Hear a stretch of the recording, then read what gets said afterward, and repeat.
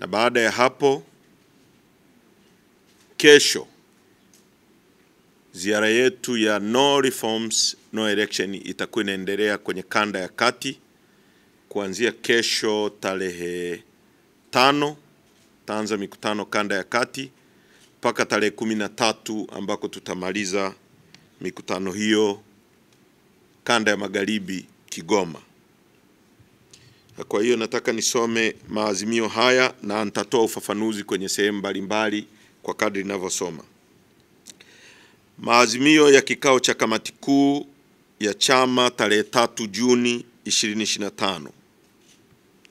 Tarehe 3 Juni 2025, kamati kuu ya chama chetu iliyokaa hapa jijini Dar es Salaam ikapokea na kujadili juu ya taarifa aliyoitoa msajili wa vyama vya siasa kwa umma tarehe 27 Mei 2025, ikiwa msingi kutoka kwenye barua aliyoiandika kwa katibu mkuu tarehe 12 Mei 2025. Katika barua aliyoiandika kwa chama, msajili ameelekeza kwa chama ijaze nafasi zilizo wazi za viongozi ambao awali walikuwa wameteuliwa na kuthibitishwa na Baraza Kuu la tarehe 22 Januari 2025, sambamba na wakurugenzi wa chama ambao waliteuliwa baadaye na vikao vya kamati kuu vilivyofuatia mwezi Februari na tarehe 10-11 mwezi Machi. Kamati kuu baada ya tafakari ya kina imeamua kwenda mahakamani kwa vile imeshindwa kuiona nia njema ya msajili wa vyama vya siasa katika maamuzi yake aliyoelekeza kwenye barua aliyotupatia, aliyoitoa kama taarifa kwa umma. Kamati kuu imewaelekeza wanasheria wa chama kuwa hadi kufikia Alhamisi tarehe 9 mwezi Juni, shauri hili liwe limepelekwa mahakamani, na madai yetu ya msingi ni kwa sababu tumejiridhisha kuwa: moja, msajili wa vyama vya siasa hana mamlaka ya kutafsiri katiba ya chama kwa namna anavyoona yeye, tofauti na uhalisia.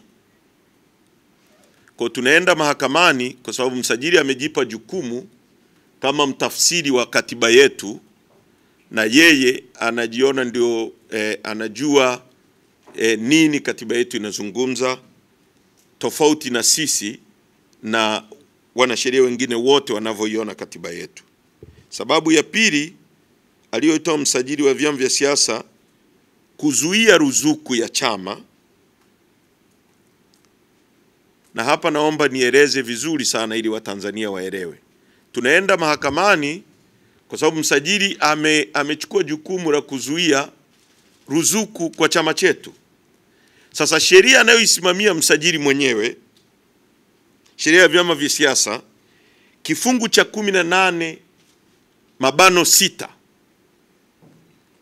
msajili ana uwezo wa kuzuia ruzuku ya vyama au kwa chama kingine chochote, sio cha kwetu tu, chama kingine chochote kinachopokea ruzuku, pale tu ambapo kuna kweli ya mkaguzi na mdhibiti mkuu wa hesabu za serikali kwa chama hicho, kwamba labda chama kimefanya matumizi ya hovyo ya fedha, na mkaguzi na mdhibiti mkuu wa hesabu za serikali amekagua na ametoa ripoti, kama vile mnavyosikia sasa hivi ripoti ya mkaguzi na mdhibiti mkuu wa hesabu za serikali inasema serikali ya Rais Samia imefanya matumizi yasiyokuwa na tija ya bilioni 571. Sasa kama mkaguzi tungekuwa na hati chafu au fedha zimetumika vibaya au na jambo kama hilo, kwa mujibu wa kifungu cha 18(6), hapo tu ndio anapopata mamlaka ya kuzuia ruzuku. Na process sio hiyo kwamba anakaa tu nyumbani kwake anasema nimezuia ruzuku. Process atatuandikia sisi barua ya kutaka to show cause, na hii pia inaenda mpaka kwenye board of trustees, sio chama tu, kwa sababu chama hiki ni mali ya board ya board of trustees. Sasa board of trustees ishow cause na chama kishow cause kwamba kuna matumizi ya hovyo, na kwa kutumia ripoti ambazo ziko audited za mkaguzi na mdhibiti mkuu wa hesabu za serikali. Sasa msajili amejifanyia. Kwa hiyo tunaenda mahakamani kupinga hilo, kwa sababu tukiacha haya mambo kuna mtu mwingine na mwingine na mwingine atafanyiwa hivi. C. Msajili hana mamlaka ya kubatilisha maamuzi halali ya vikao vya chama kwa mujibu wa katiba ya chama chetu. D. Msajili wa vyama vya siasa sio mamlaka ya rufaa na sio chombo cha kupokea malalamiko yoyote kwa masuala ya chama na wanachama wa chama cha siasa. Kama kuna mwanachama wetu amefanyiwa kwenye chama humu, mtu anaweza kugombea ngazi ya wilaya au hata ngazi ya kata,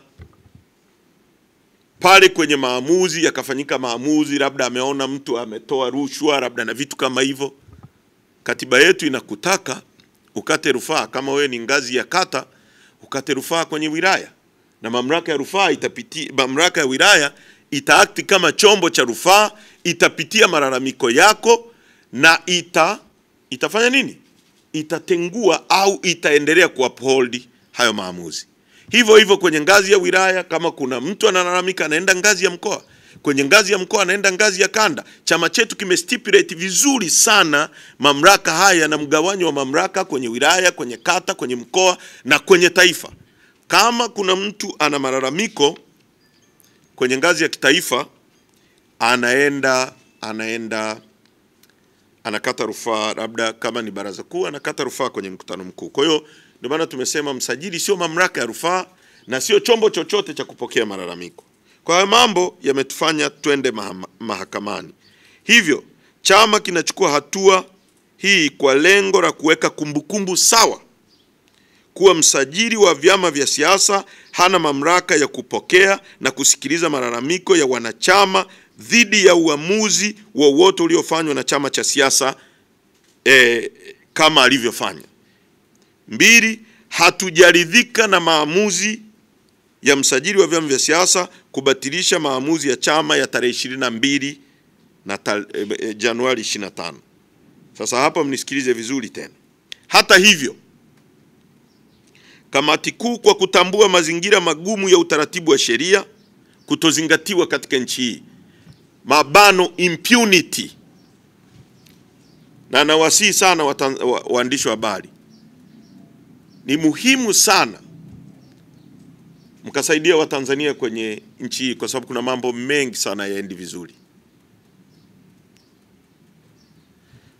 Kuna mazingira unakuta watu wanasema fuata sheria, fuata sheria. Sisi ni law abiding citizen, tunapenda sana kufuata sheria. Lakini pia sheria hizi sio zote ziko justice, sio zote zina haki. Kwa sababu sheria tu. Kuna sheria hazina haki. Lazima tuwe tunajifunza na tunaelewa. Wakoloni walitunga sheria ya kuuza na kununua binadamu. Na ukigoma kuuzwa na kununuliwa umevunja sheria. Walitunga sheria kabisa kwamba wewe wakitaka kukuuza, wakuchukua kuuza, na wewe you have no right to resist kwamba uuzwe kama ng'ombe.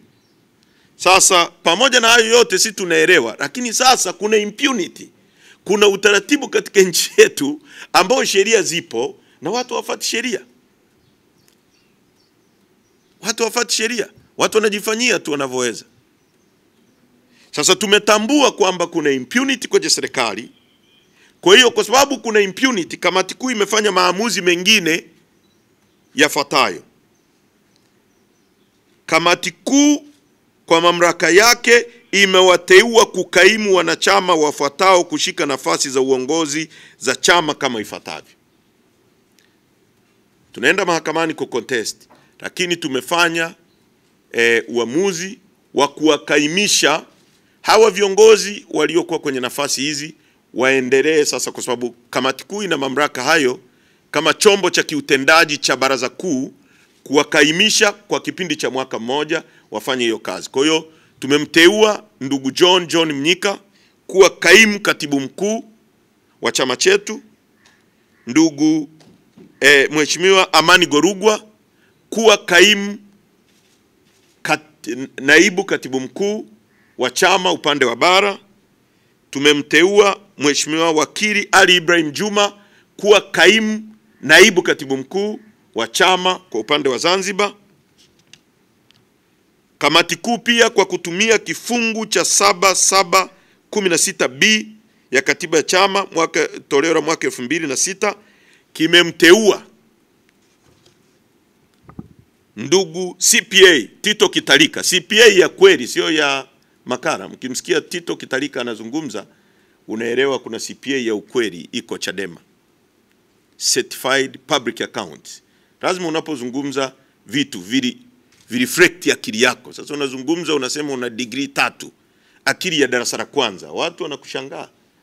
Sasa ukimsikiza Tito Kitalika anazungumza, unaona elimu, unaona busara, unaona uelekeo, unaona akili.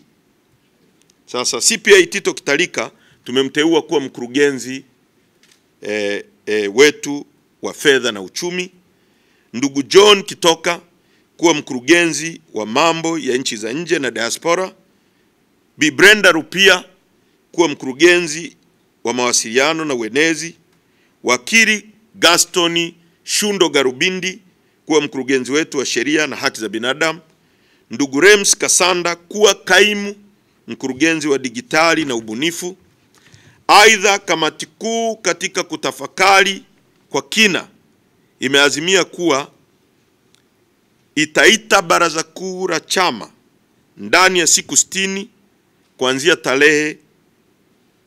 taarifa hii inapotolewa, kukamilisha kujaza nafasi za wajumbe wa bodi ya wadhamini kwa mujibu wa ibara ya 8.2 ya katiba ya chama toleo la mwaka 2016 na 2006 na katiba ya chama ya 2006 toleo la mwaka 2019, kusikiliza rufaa na kukamilisha mchakato wa uamuzi wa wajumbe 8 wa kamati kuu ya chama, kutafakari barua ya msajili. Tukapoita baraza kuu litapitia tena, kwa sababu ni chombo cha juu zaidi ya baraza kuu, tutapitia barua na kujadili barua ya msajili ya tarehe 27 Mei, kufanywa tathmini ya operation ya no reforms no election, kwa sababu tutakuwa tumemaliza ziara ya nchi nzima, na baraza kuu litakapokuja litatoa kauli ya mwisho ya chama chetu na mwelekeo tutakaochukua kama serikali itakuwa haijasikiliza. Kwa ndani ya siku 60 tutaita kamati kuu, baraza kuu Kamati kuu imepokea taarifa kuhusu hatua ya serikali kulifungia kanisa la Glory of Christ, kanisa la ufufuo na uzima linaloongozwa na Askofu Gwajima. Hatua hii ya kulifungia kanisa lote nchi nzima ni batili, maana inawakosesha fursa waumini wa kanisa hilo kuabudu Mungu wao alichokisema Askofu Gwajima, na kupelekea serikali kuchukua hatua za kulifungia kanisa. Ni ukweli mtupu kuwa swala la utekaji na uwepo wa magenge ya uhalifu ndani ya mfumo wa vyombo vya ulinzi na usalama linahatarisha amani ya taifa letu na lazima likomeshwe. Serikali na vyombo vya dola lazima viwajibike na sio kuzima kelele na vilio vya Watanzania ambao ndugu na rafiki zao wamepotezwa na kuuawa. Hivyo tunaiambia serikali ilifungulie kanisa la Glory of Christ haraka ili kuwapa fursa waumini wa kanisa hili kufanya ibada kwa uhuru. Tunawasihi pia viongozi wote wa dini watoke hadharani kukemea vitendo hivi vya utekaji, kwa sababu wanaotekwa ni waumini wa dini mbalimbali. Mwisho, ninawasihi kabla ya mwisho, hii ni nchi pekee duniani ambayo mtu anatoka kukemea uovu anaadhibiwa. This is a high level ya impunity. Hii serikali inaipeleka nchi hii kwenye tawala za kidikteta zile za Amerika ya Kusini. Uliwahi kuona wapi? Kwani kanisa na misikiti kazi yake ni nini? Si ni kukataa maovu, ni kuhubiri ili watu waokoke waende mbinguni. Kuteka watu ni jambo jema, ni jambo la kimungu. sio jambo la kimungu. Kuua watu, sheria zipo. Kama mtu anakosa, akamatwe, apelekwe polisi, apelekwe mahakamani, ndio wanachosema utawala wa sheria. Kuua watu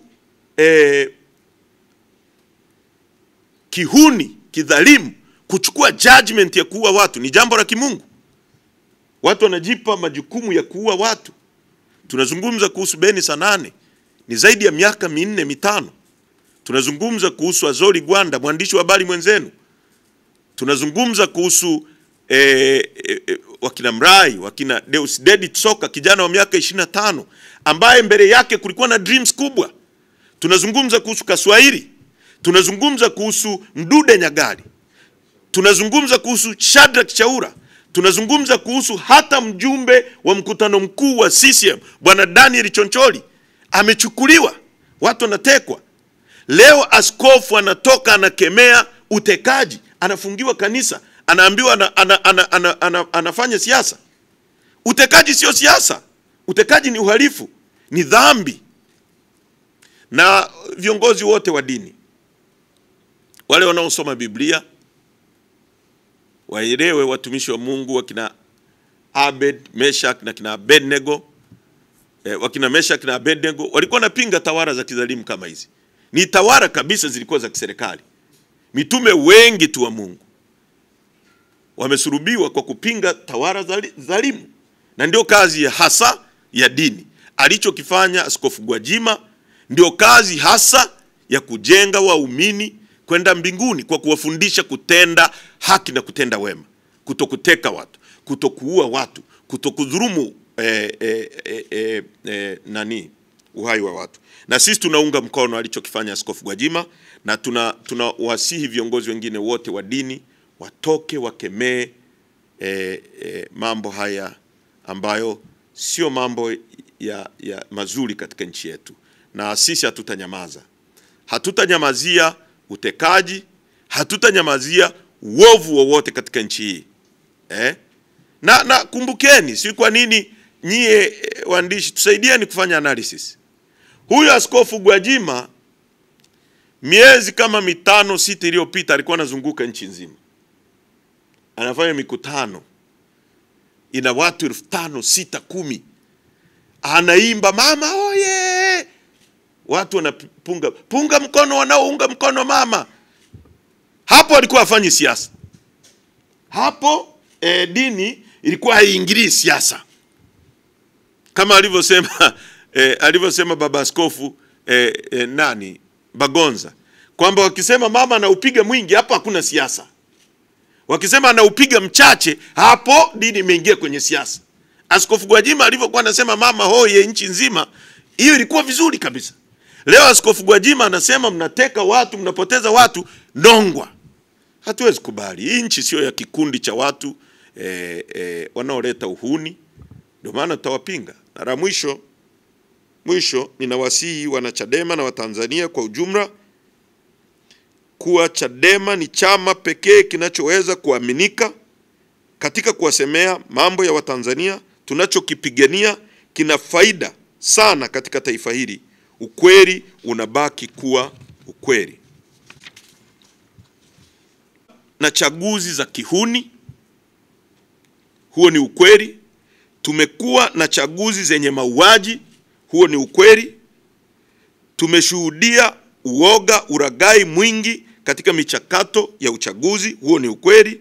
Tumeshuhudia wagombea wa vyama mbalimbali vya upinzani wakienguliwa kwa hila za Chama cha Mapinduzi, huo ni ukweli. Tumeshuhudia uchaguzi ukikosa maana na kutokuaminika, huo ni ukweli. Sisi Chadema tunasema tutawaunganisha Watanzania ili wapaze sauti zao kuiambia serikali izingatie, ione umuhimu, isifanye masihara kuwa mabadiliko yanayotakiwa kwenye mfumo ya uchaguzi yatakuwa ni sababu ya kuendelea kulinda amani ya nchi hii. Yaani mabadiliko tunayotaka ni kwa ajili ya kulinda amani ya nchi. Na la mwisho kabisa ni hili ambalo wanaharakati kutoka nchini Kenya wamelizungumza. Na hili ni bora mkalitilia maana, na nalisema hivi kuweka mkazo kilichotokea juzi mahakamani. Tulipokuwa kwenye kesi, na kuomba Fred Atali njoo. Fred njoo. Tulipokuwa kwenye kesi siku ambayo Mheshimiwa Lissu ameletwa mahakamani, mlishuhudia baadhi ya mapolisi wanapiga watu wetu. Tena mtu anakimbia anaelekea huku, polisi anashika rungu mikono miwili, anampiga, anarudia. Amepigwa kiongozi wetu, katibu mwenezi wetu wa vijana wa taifa, ndugu Ferius, sio kama yuko hapa. Ferius yuko hapa? Njoo bana. Ameumizwa, unaona ule mkono bado anatembea kama amenani. Amepigwa na mwenyekiti wetu wa wilaya ya Temeke. Si ndio bwana nani yule? Amekuja naye. Kwa bwana huyu amepigwa, na mliona alikuwa haresist, na Benito amepigwa. Lakini huyu Fred na wenzake watatu walikamatwa, wakaviringishwa kwenye turubai la gari ya polisi, wakasafirishwa kusikojulikana kwa muda mrefu sana, na wale polisi wakawa wanawasiliana kwa simu,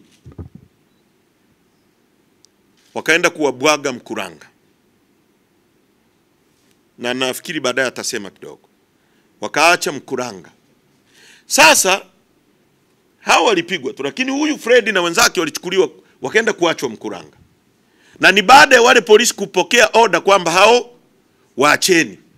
Sasa kama wasingepokea hiyo order, leo tungekuwa tunasema Fred Atali na wenzake wako wapi? Hili linatusaidia pia kuzungumza kuhusu yaliyomtokea Boniface Mwangi na yule binti anaitwa Agatha Atuhaire. Na nimemsikia tunaongozwa na watu wa hovyo sana katika nchi hii, ambao wataingiza nchi hii kwenye crisis kubwa kimataifa, kidiplomasia na kila kitu, alafu tutakuwa kwenye matatizo makubwa sana. Watu wanaituhumu serikali kwamba imewakamata, imewafanyia vitendo vya sodomi. Na kuna watu wamelalamika kuhusu kufanywa vitendo vya sodomi katika nchi hii. Na kuna wengine waliogopa kusema. Nampongeza bwana Boniface Mwangi kwa kuwa muwazi. Lakini msemaji mkuu wa serikali anasema waliwakamata tu, walivunja sheria, hawakufuata utaratibu kuingia kwenye nchi hii, kwa hiyo waliwakamata kwa kuvunja sheria. Unapovunja sheria haui deported.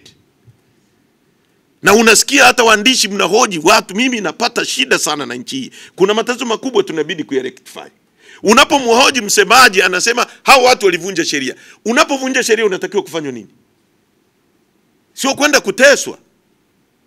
Anasema nchi hii sio shamba la bibi. It's true, sio shamba la bibi. Ndio maana tunapinga wizi wa mali za umma. Hatutaki nchi yetu iwe shamba la bibi. It's true, hatutaki nchi iwe shamba la bibi. Lakini kama mtu amevunja sheria, sheria zetu zinasema akamatwe, apelekwe kwenye kituo cha polisi, familia yake itambulishwe, afunguliwe mashtaka. Yako wapi mashtaka aliyofunguliwa Boniface Mwangi kwa kosa lolote katika nchi? Yako wapi mashtaka aliyofunguliwa na akapelekwa mahakamani Agatha Atuhaire? Yako wapi? Kama walikuwa na makosa, kwa nini hawakufunguliwa kesi? Kwa nini wamepigwa na wakatelekezwa kwenye nani? Sasa haya mambo crisis yake ni kubwa sana. Hii nchi haiwezi kuongozwa na kagenge kadogo ambaka najisikia kwamba hii nchi ni mali yake, kameiteka. They think they can do anything to anybody. Haya mambo tunayakemea sana. Kwa hiyo tunawashukuru sana. Tumetaka tuwaite na tuwaambie maazimio hayo machache kwa leo yaliyofikiwa na kamati kuu ya chama chetu, na muwafikishie. Nchi hii hatuwezi kujidanganya. Kwa uzoefu wa chaguzi tulizozipitia, nchi hii na Watanzania wa taifa hili wanahitaji mabadiliko kwenye mifumo ya uchaguzi, ili tuwe na chaguzi zinazoaminika. Watanzania wachague watu wanaowaamini kutoka katika sanduku la kura. Kwa hivyo naomba nimlete ndugu Kabendera, atazungumza kwa uchache yale ambayo ametaka kuyazungumza. Marafiki na wadau wote, leo ni siku muhimu katika safari yangu ya kisiasa. Ni siku ya kutafakari, kuhitimisha sura moja na kuanza upya kwa matumaini mapya. Naanza kwa kutoa shukrani zangu za dhati kwa chama nilichokihudumia huko nyuma, Nashukuru kwa jukwaa walilonipa, imani walionionyesha na uzoefu ambao umeunda maisha yangu ya kisiasa. Ninawaheshimu wenzangu wa zamani na misingi tulioshirikiana nao. Hata hivyo, uongozi unahitaji uwazi wa maono na ujasiri wa kutenda kwa misingi. Kadri muda unavyokwenda, nimegundua kuwa mwelekeo wa chama changu cha awali hauendani tena na imani, maono na dhamira nilionayo kwa ajili ya taifa letu na wananchi ninaowapigania. Sikuingia kwenye siasa kwa ajili ya vyeo au hadhi na sifa. Nilijiunga kuhudumu. Na ninapoona misingi ya huduma hiyo inatikiswa na kutikisika na kufifia, na inapokumbwa na maadili ambayo yanatia mashaka makubwa sana kwa umma na dunia nzima, ni wajibu wangu kuchukua hatua mwafaka. Baada ya mashauriano makubwa na tafakari ya kina, nimeamua kujiunga na Chama cha Demokrasia na Maendeleo, Chadema. Huu ni uamuzi, si uamuzi wa uraisi wala maslahi ya kisiasa. Ni uamuzi uliotokana na mshikamano wa kweli wa misingi ya haki, uwajibikaji, ushirikishwaji na huduma ya kweli kwa wananchi wa Tanzania. Ninaamini Chadema inatoa jukwaa la mabadiliko ya kweli, jukwaa ambalo naweza kuendeleza kupigania ndoto za wananchi wa kawaida, hasa vijana, wanawake na jamii zilizotengwa. Nataka kuwa wazi. Uamuzi wangu umekuwa daima na utabaki kwa wananchi. Vyama vya siasa ni vyombo tu, lakini wananchi ndio kusudi kubwa. Nitaendelea kusimama kwa ajili ya uadilifu, maendeleo na mabadiliko chanya ya nchi yetu na kwa Watanzania kwa ujumla. Wote wanaoamini misingi hii wajiunge nasi, wajiunge na Chadema katika safari hii mpya niliyoingia leo. Tuachane na mgawanyiko na tujitume kujenga taifa ambalo uongozi ni huduma, si maslahi binafsi. Asanteni sana. Mungu awabariki nyote. Mungu ibariki Chadema. Mungu ibariki Tanzania. Tunasukuma hitaji la nchi kwamba tupate mabadiliko kwenye mifumo ya uchaguzi.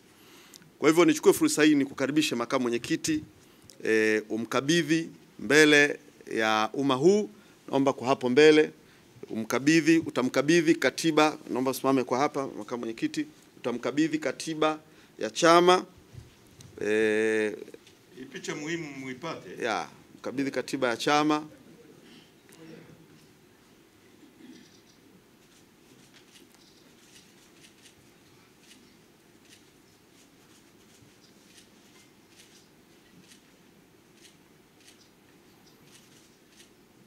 Mmesikia huo usajili na tuomba utamkabidhi na bendera ya chama ili ikapandishwe sasa nyumbani kwake. Na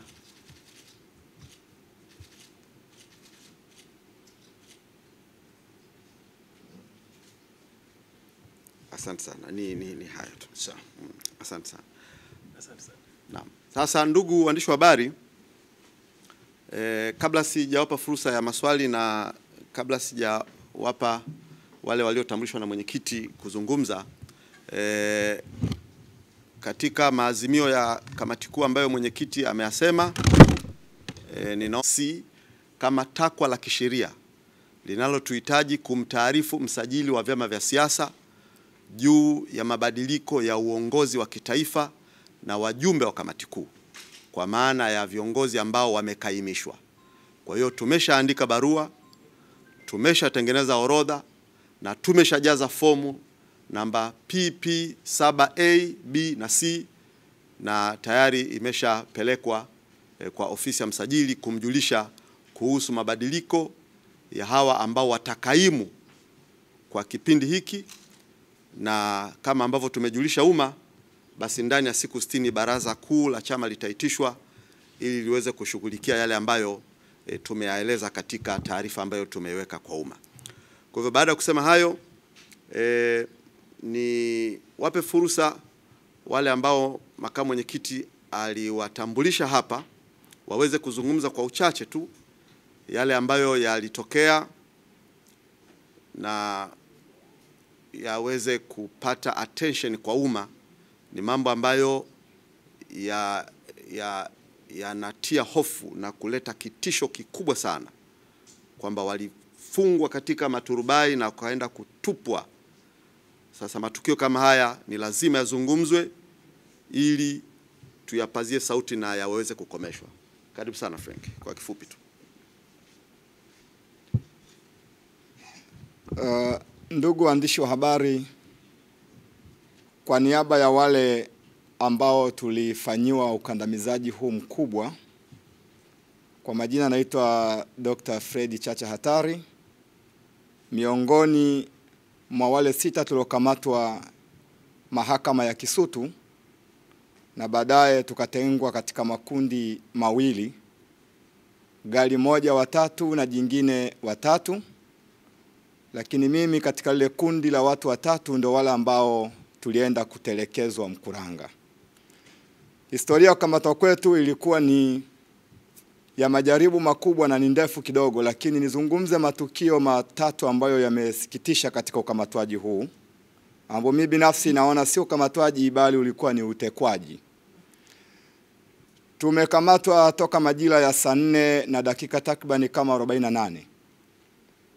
Muda wote katika muda huo tumezungushwa Dar es Salaam na maeneo mengine ambayo tulikuwa hatuyafahamu, mpaka saa 1 kasoro dakika 16 tukajikuta tuko Mkuranga kwenye geti la kituo cha polisi. Lakini wakati tumekamatwa,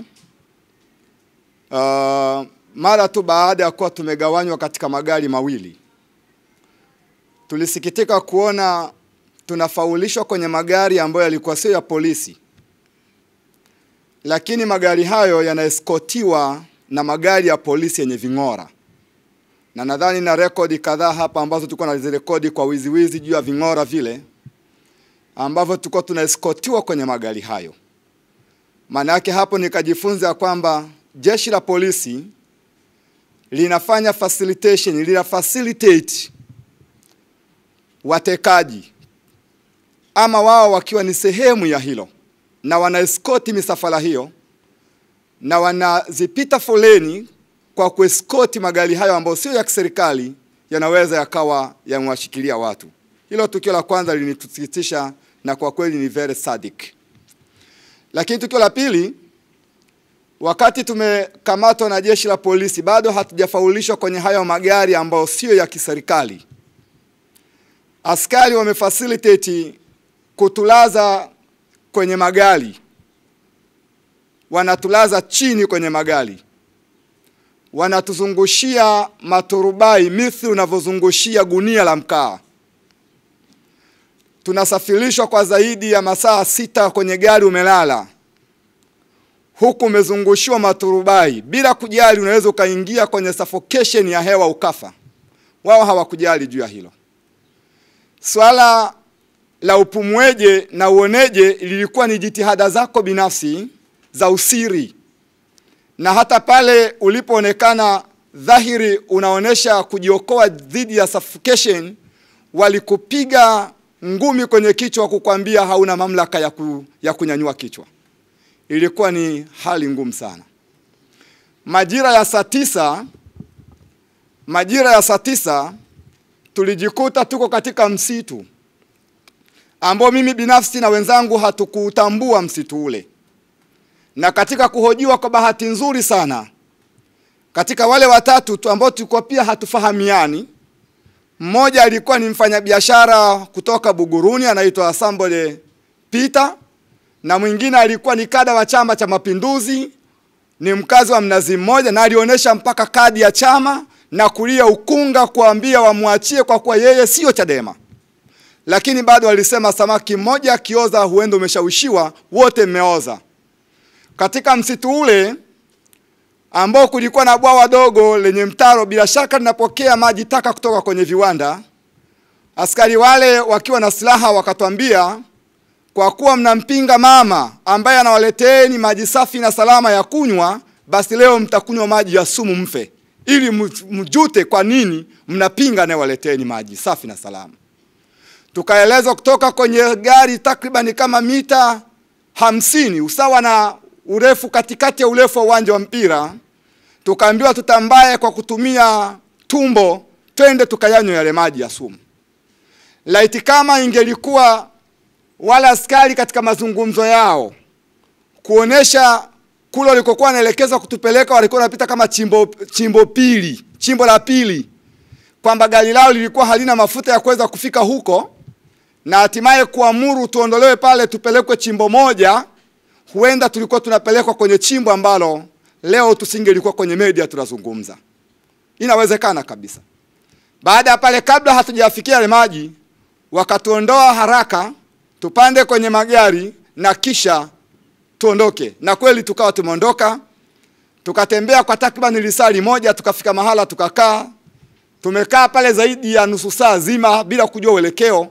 Wakawatoa wenzangu wawili kwenye gari tulikuwa tumepelekwa, nilikuwa nimebaki mmoja. Baada ile gari, baada wale kuondoka, mimi nikapelekwa ambako pia nilikuwa sikujui. Kilichoniokoa pengine, baada ya kufika mahala nikaona kuna kelele nyingi za watu, nikafanya prukshani kuhoji kwa sauti kubwa, mnanipeleka wapi angalau basi nipate kujulikana kwamba nimo ndani ya gari lile. Wakanikandamiza, lakini angalau bodaboda walikuwa pale, wakapiga picha, wakarekodi. Ndio maana gari lile likala kona upande wa kushoto, likaacha barabara inaelekea, na hatimaye tukashika barabara ya vumbi. Dakika 2 mbele nikajikuta natelekezwa kwenye lango la beria ya kituo cha polisi ambacho sikujua ni kituo kipi. Baada ya kunitelekeza pale, waliniuliza swali moja tu, unapajua kwenu? Nikasema ndio. Ni wapi? Ni Dar es Salaam. Wakaniambia geuka nyuma, ukimbie utafute Dar es Salaam ilipo. Hapo ndipo nilipopata uchochoro wa kurudi na kukimbia. Mbele mita kadhaa nikakutana na bodaboda. Nikamuuliza hapa ni wapi? Akanambia hapa ni Mkuranga. Hii barabara nitokako ni wapi? Akanambia hapo kuna kituo cha polisi. Kwa ujasiri mkubwa, mheshimiwa kama mwenyekiti, nirudi kwa kunyata, nikaenda nikapiga picha eneo lile la kituo cha polisi, na baada ya hapo ili nisipate kuonekana kwa wivu wa uoga nilokuwa nimekwisha kuingiwa, nikalazimika tena kukimbia.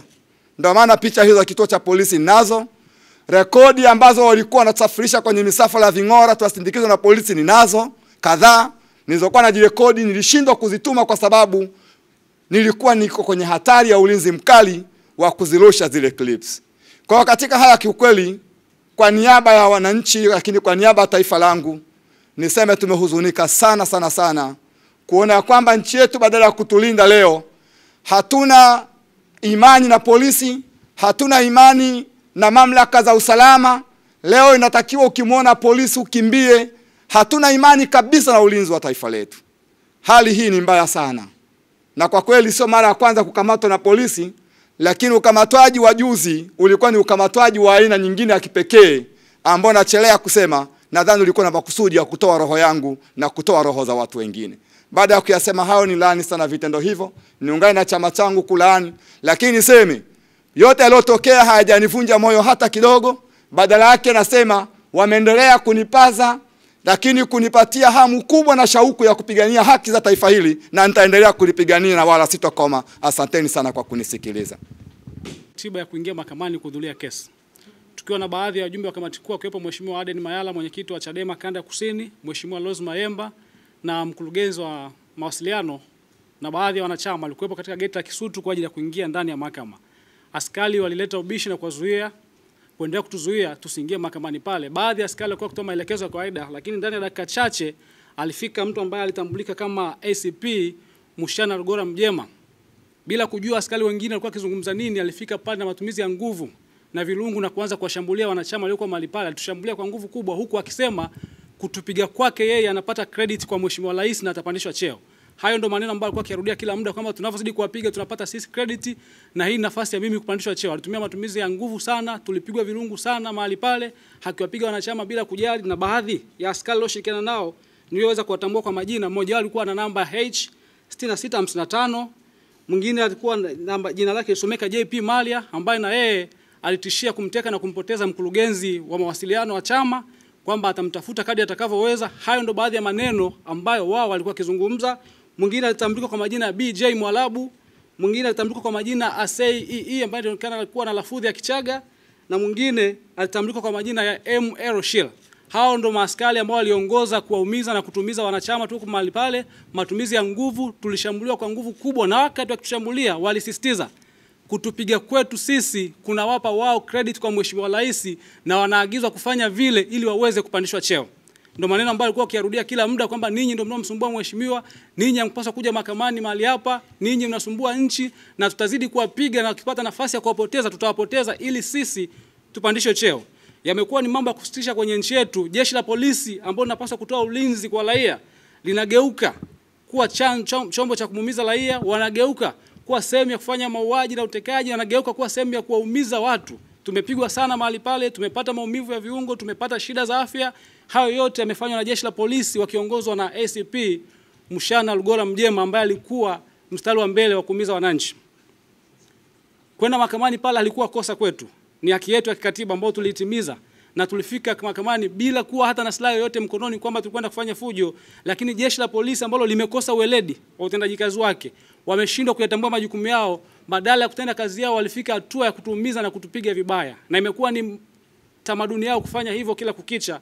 Lakini hii haijatukatisha tamaa. Sisi tutaendelea kupambana kupigania haki yetu na kuhakikisha tunakuwa mstari wa mbele kukomesha ukatili na unyanyasaji wa jeshi la polisi. Asanteni sana.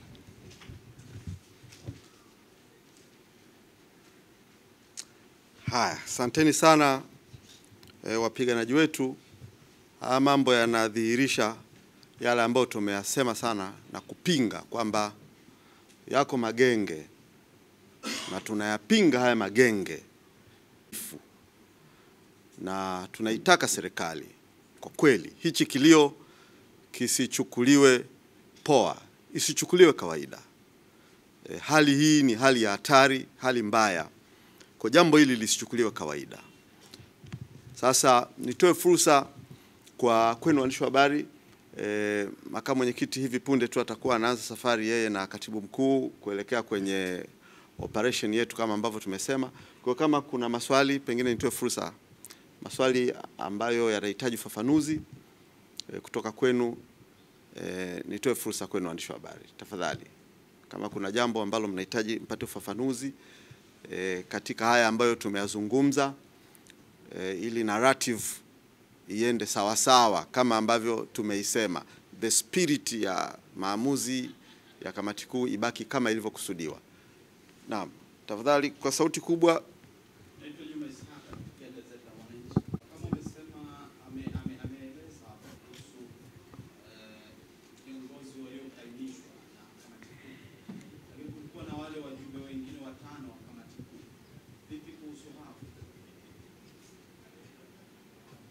Asante.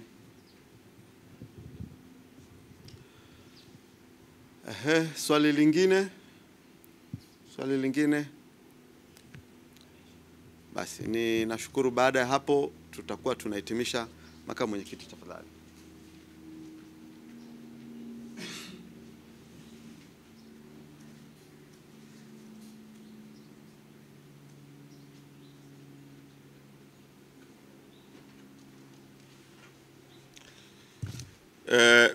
Nashukuru.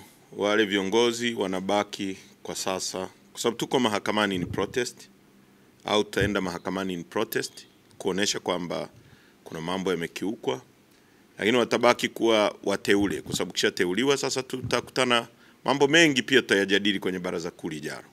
Kwa wanabaki wajumbe wa kamati kuu wateule, ambao baraza kuu likija litaangalia mambo mengine yote. Asante.